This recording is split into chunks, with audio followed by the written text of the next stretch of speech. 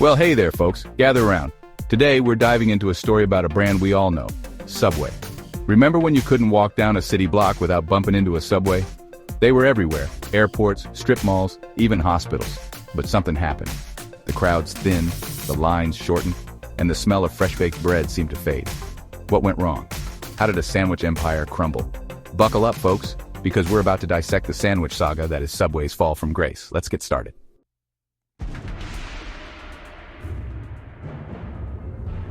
Was it the bread, folks? Did they change the recipe, mess with the formula that made their sub so iconic? Or maybe it was the meat.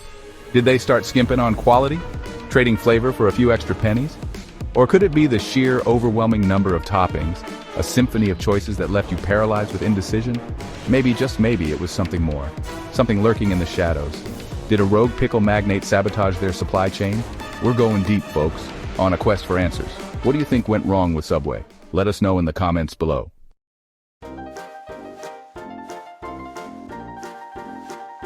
Now, to understand a story like Subway's, you gotta go back to the beginning. Back to 1965 in the small town of Bridgeport, Connecticut.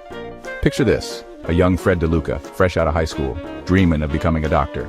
But dreams, well, they sometimes take a detour. See, Fred needed money for college, and that's where our sandwich saga truly begins. He borrowed $1,000 from a family friend, a fella named Peter Buck. Together, they opened a little sandwich shop called Pete's Super Submarines. The idea was simple. Fresh ingredients, customizable subs, all made right in front of you.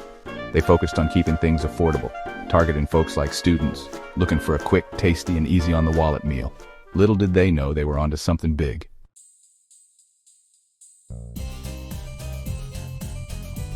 Now the 70s rolled around and Pete's Super Submarines got a bit of a makeover.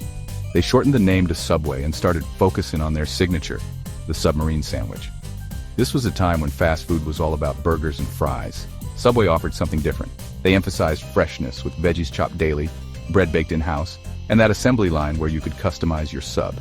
But what really launched Subway into the stratosphere was their brilliant $5 footlong promotion. For $5 you could get a footlong sub. It was a stroke of marketing genius. Subway became a household name, expanding across America faster than a rumor in a small town.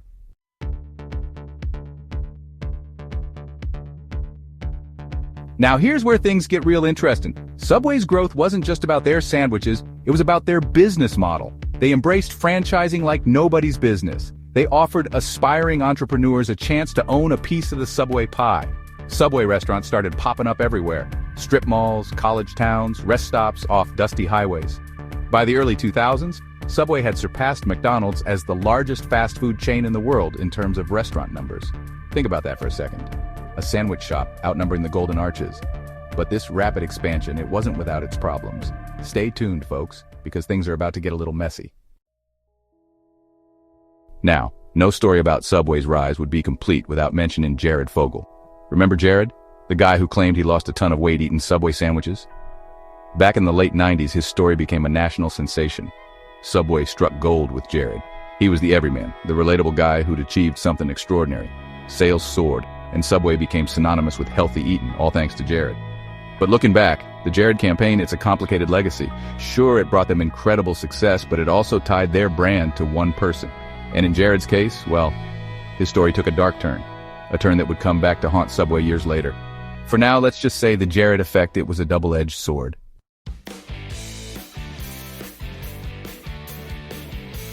Now remember that $5 footlong promotion? Well, it turned out to be a bit too good to last. While customers were loving the cheap eats, franchise owners weren't singing the same tune. The razor-thin profit margins on those footlongs meant that franchisees had to sell a heaping helping of sandwiches just to break even. Some franchisees started cutting corners, scrimping on quality to make ends meet. Others were forced to close their doors. The $5 footlong, it was a double-edged sword. It highlighted a growing tension within the Subway system, a tension between corporate profits and the well-being of those on the front lines.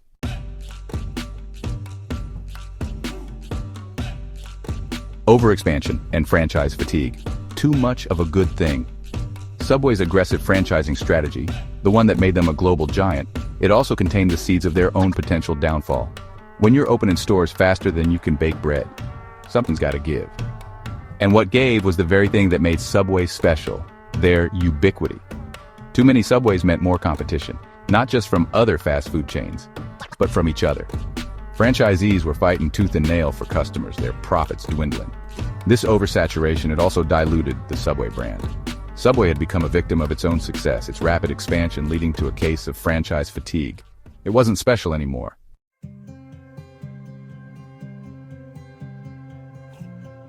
A menu in crisis, from fresh fit to flavor fatigue. Now, let's talk about the food. While Subway was busy conquering the world of food was changing. Folks were becoming more health conscious, looking for fresh, flavorful options. Subway seemed stuck in a rut, their menu a bit like a broken record. They tried, mind you. They introduced the Fresh Fit menu, hoping to appeal to the health nuts. They even experimented with gourmet breads and fancy cheeses. But nothing seemed to stick. The sheer number of choices, it overwhelmed folks. Subway's menu, once a symbol of freshness and choice, had become a source of confusion and flavor fatigue.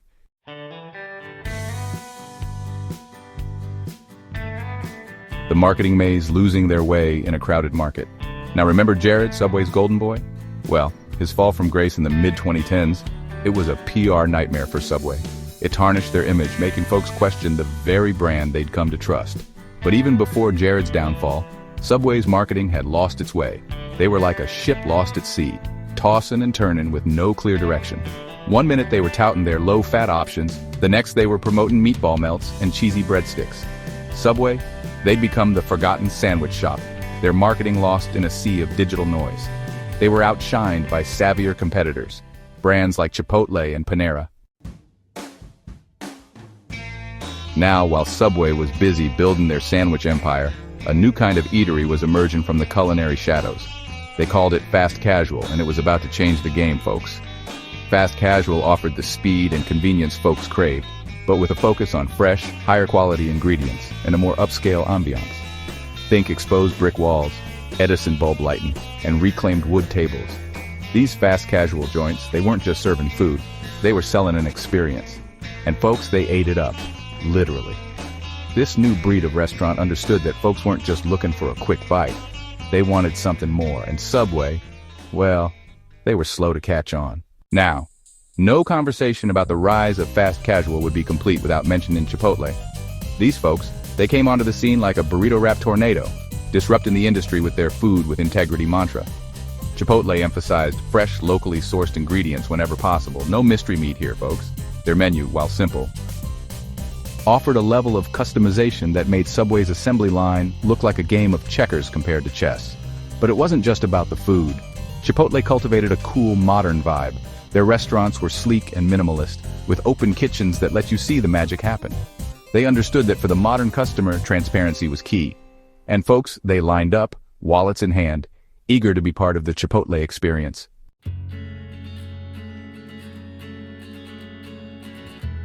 Now, while Chipotle was busy conquering the hearts and stomachs of the burrito-loving public, another contender was quietly making its move. Panera Bread. These folks, they took a different approach. They weren't about speed or customization. They were all about comfort and indulgence. Panera positioned themselves as the bakery cafe, a place where you could escape the hustle and bustle and treat yourself to a little something special. They lured folks in with the aroma of freshly baked bread, from sourdough boules to gooey cinnamon rolls. But Panera, they were more than just a pretty loaf. Their menu expanded beyond sandwiches to include soups, salads, and pasta dishes, all made with high-quality ingredients and a touch of culinary flair. Panera became the go-to spot for a business lunch, a casual catch-up with friends, or even a solo escape with a good book and a cup of coffee.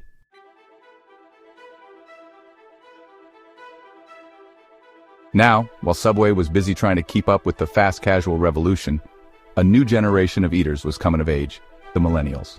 These tech-savvy, socially conscious consumers, they weren't impressed by Subway's tired formula.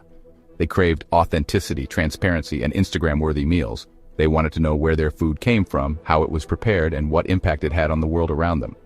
Subway, with its mass-produced ingredients and somewhat generic menu, struggled to connect with this new breed of diner.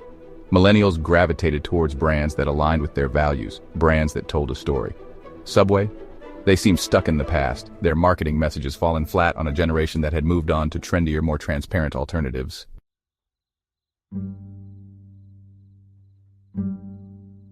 Friends, we've arrived at a somber chapter in our Subway saga. Remember Jared, the weight loss wonder who became the face of Subway? Well, in 2015, the world watched in disbelief as his story took a dark and disturbing turn. Accusations of heinous crimes surfaced, crimes that shook Subway to its core. The news spread like wildfire, engulfing Subway in a PR nightmare of epic proportions. Their golden boy, the embodiment of healthy living, had fallen from grace in the most spectacular and appalling way imaginable. The public outcry was swift and fierce. Subway cut ties with Jared immediately, but the damage was done. Subway, once synonymous with freshness and health, was now linked to scandal and deceit.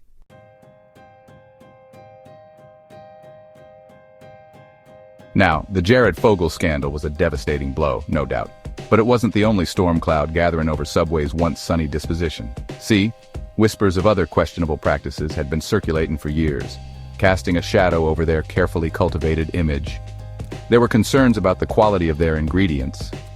Some folks claimed the freshly baked bread tasted suspiciously similar to the mass-produced stuff you'd find at any grocery store.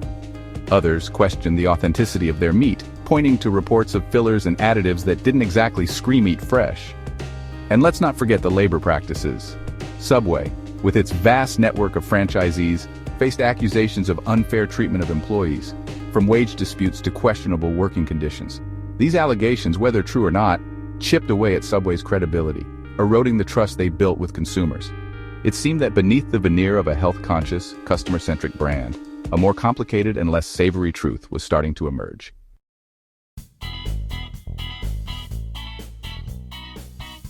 Friends, if you thought Subway's troubles couldn't get any more peculiar, hold on to your hats because things were about to take a turn for the truly bizarre. In 2021, a seemingly innocuous lawsuit against Subway captured the attention of the internet and beyond. It all started with a simple question: what's actually in Subway's tuna? Two customers claimed that Subway's tuna salad wasn't tuna at all, or at least not entirely. They alleged it was a concoction of other ingredients, a culinary ruse disguised as everyone's favorite lunchtime staple.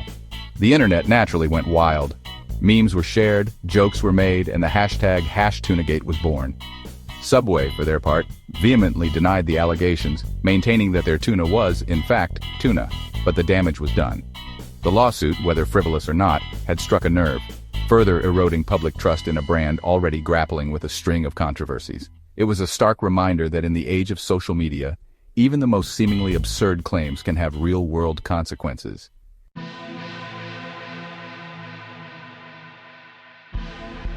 Friends, we've reached the final chapter of our Subway saga, a story of ambition, innovation, and ultimately, a fall from grace.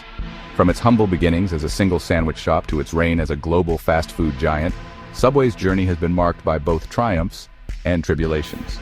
But the question remains, can Subway recover from its past? The scandals, the controversies, the questionable practices, they've all taken their toll, leaving a once mighty brand struggling to regain its footing in an increasingly competitive market. Subway has taken steps to address their shortcomings, from menu revamps to marketing overhauls, but it remains to be seen whether these efforts will be enough to win back the trust and loyalty of consumers. The road to redemption is a long and arduous one, and only time will tell if Subway has the resilience and the recipe for success to reclaim its place at the top of the fast food chain. What do you think, folks? Can Subway bounce back, or is their story destined to end like a forgotten footlong left uneaten on a plate?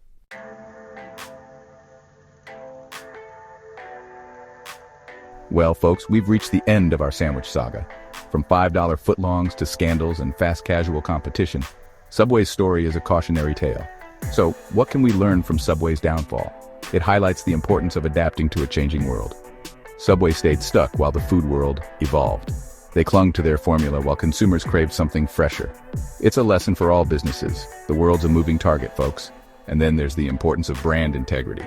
Subway built its empire on freshness, but lost it in scandals. Trust, once broken, is hard to earn back. Transparency and authenticity are crucial today. Folks can smell a phony from a mile away.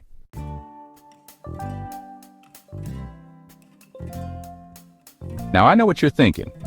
Is there any hope for Subway? Can this sandwich be saved from the depths of fast food oblivion? Well, folks, it's a tough question, and frankly, only time will tell. Subway hasn't just been sitting around. They've been making moves, trying to turn things around, revamping their menu, introducing new ingredients, and experimenting with restaurant designs. They've launched ad campaigns to recapture that old magic. But is it enough? Have they done enough to overcome the past? Can they convince a skeptical public? It's our choices that will determine Subway's fate. Let me know what you think in the comments below. Thanks for watching. Until next time, folks, stay hungry, stay curious. Don't forget to like, subscribe, and share this video.